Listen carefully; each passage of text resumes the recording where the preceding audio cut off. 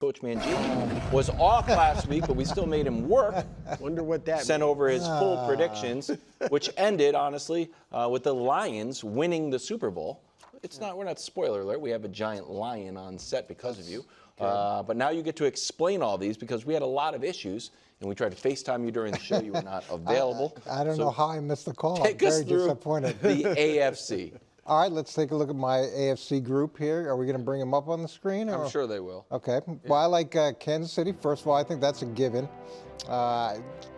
No real question that they're going to be in the playoffs. Whether or not they can three-peat, I don't feel strongly about that. The Ravens, they always figure out a way to do it. They've been in the playoffs, I think, 5 out of the last 6 years. Add Derrick Henry. The Texans, they're the team from Texas that actually went all in this offseason with the free agents that they brought in. The Jets, I like an angry Aaron Rodgers. I liked him a lot the previous year. I think if he stays healthy, they're going to win the division, make the playoffs. The Bengals, healthy Joe Burrow is extremely dangerous. The Chargers, to me, they were 4-4 at one point. You add Jim Harbaugh, you had the ability to win some games that they have traditionally lost.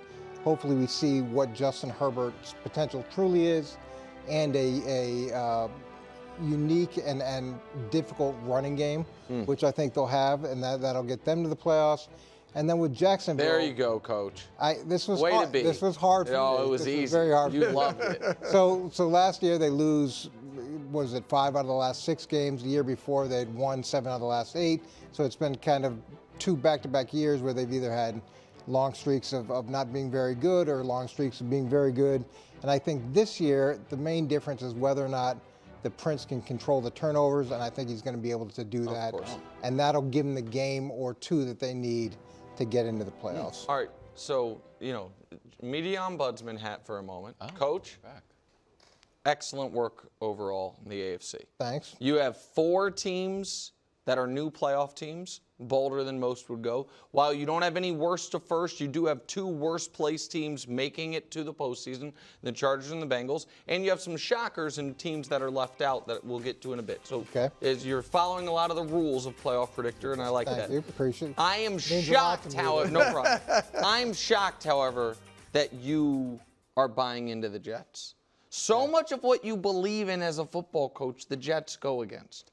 They don't seem to have clear organizational leadership from the top down. They had a very odd offseason. They don't seem to have the rallying leader at quarterback. All of it. They have, in my opinion, not the greatest ownership situation in the league. Why are you believing in the Jets? Aaron Rodgers, when he's pissed off, plays the best. And Aaron Rodgers has done a really good job of making a lot of people angry, of making a lot of people skeptical, of making a lot of people wanting to see him fail.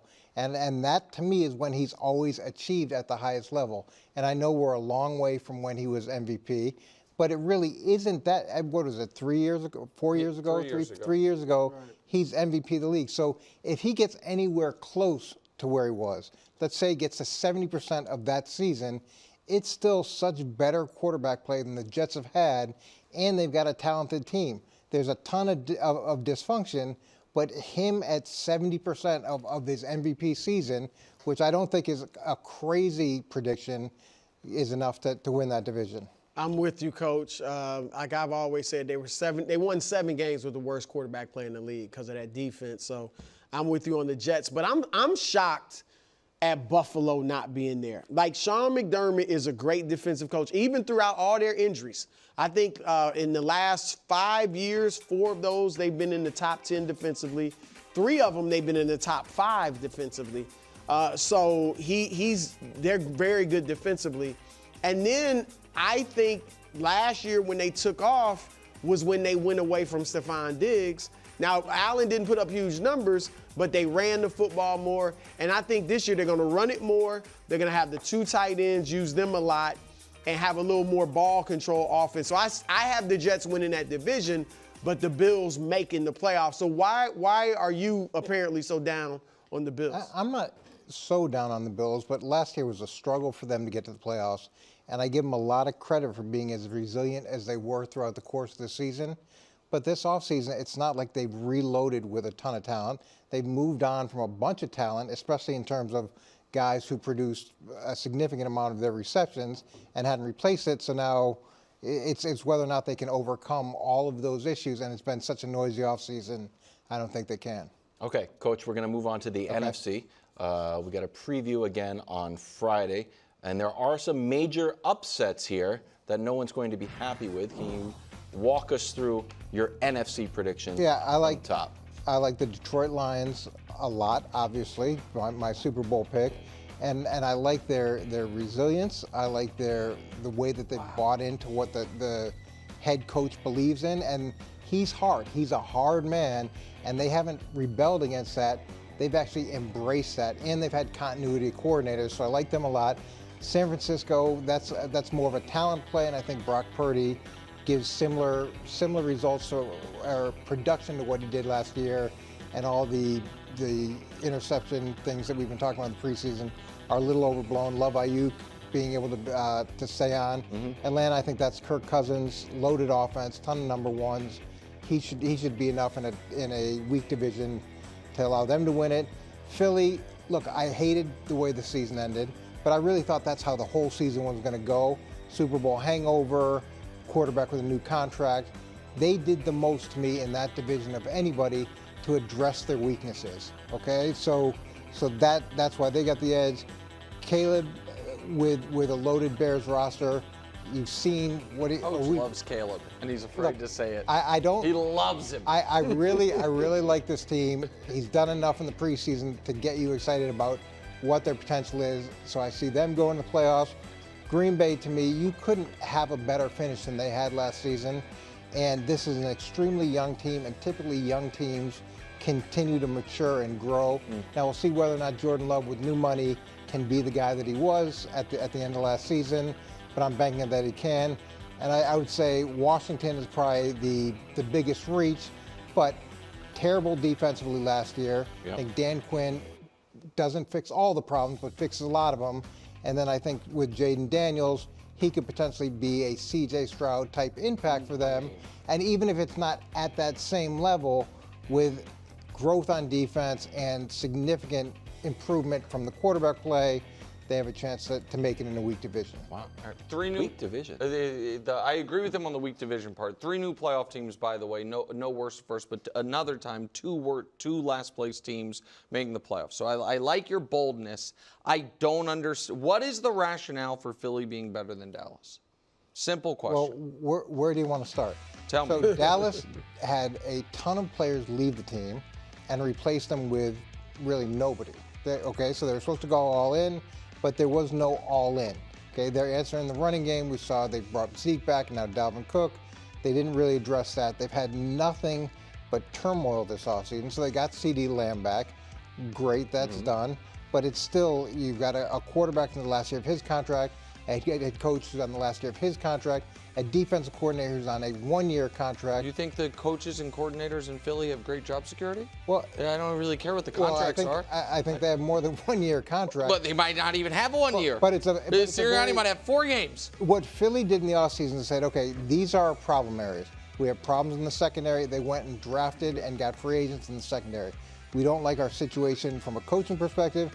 They went and got some veteran coordinators. They looked at the problem. They said, this is how we're going to address them. Where I felt like Dallas had a significant amount of problems, but didn't really address them. They just talked about addressing them. And to me, that's the difference between the two. Okay. I mean, just quickly, I think Dallas's problems are long-term. Like, the Dak Prescott contract situation does not have, in my opinion, much impact on this season.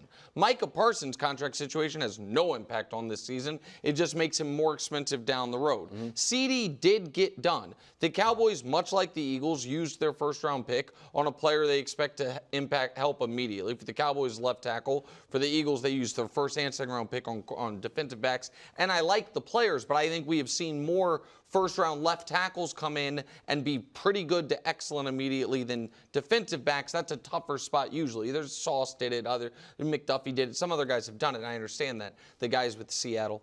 Both teams changed defensive coordinators, but the Cowboys did it because their defensive coordinator got a head coaching job.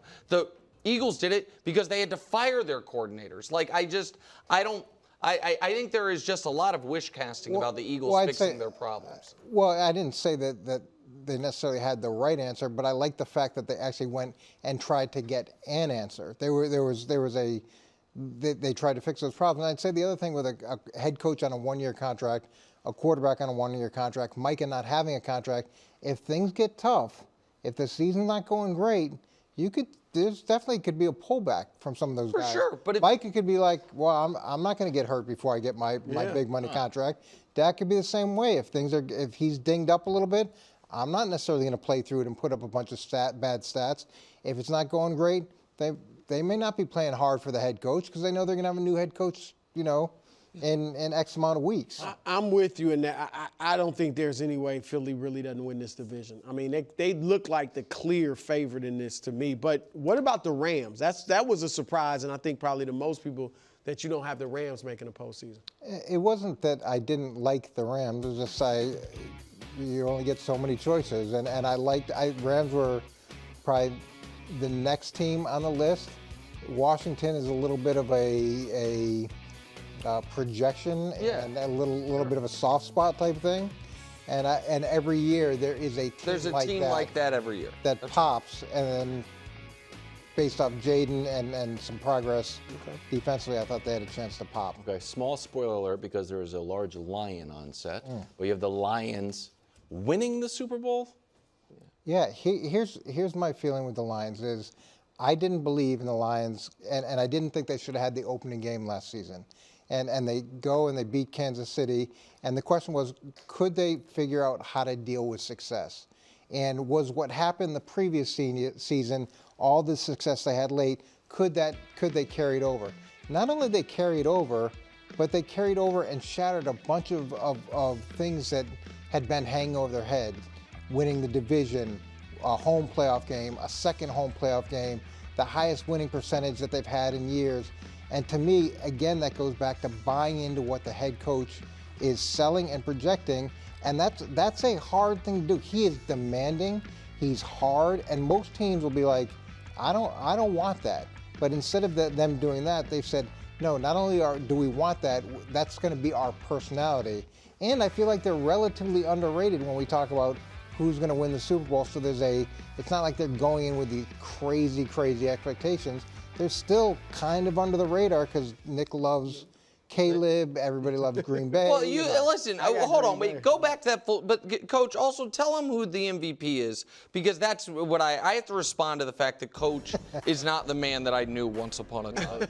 Coach's MVP is C.J. Stroud. So for those watching at home, Coach, whose entire brand is based on if a quarterback doesn't have a 12-year-old son, he's too young for me to believe it. The idea Mahomes was working on his second MVP and third Super Bowl appearance before Coach finally was like, okay, I think he's pretty good. Has 2 rookies in the playoffs, has a second-year player in the Super Bowl, and a second-year player winning league MVP. So I ask you, Coach, when it comes to Caleb Williams, why, after 18 career starts, have you seen enough when for every other quarterback in the league, it was 80 you had to see? Talking about with CJ?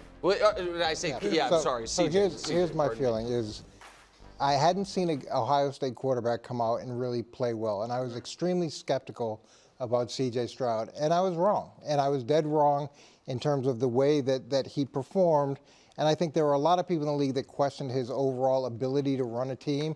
Remember pre-draft, all the talk about him with the psychological test or the whatever it was. There's a lot of questions about it. None of that fazed him. He goes to a team that's been down, had changed head coaches, back-to-back years. He has a rookie head coach. He comes out and he not only performs well, but as you hear him talk about his performance, he's got a very good perspective on his success and a very good perspective on teamwork, leadership, a humbleness, all those things to me, in addition to the fact of how wrong I was about him coming out of college, makes me think maybe he has a chance to take that next step. Wow. Coach, I love it. He's all in on the young quarterbacks. I'm not all in on the young quarterbacks. His guys, MVP, C.J. Stroud. I got No, well, now you're third place. Yeah. Greg? Coach, I was one that believed in it. Okay, well, You were on the front end of it. That's right. Thanks for watching. Subscribe here to get more from the show and to check out clips from other shows on FS1.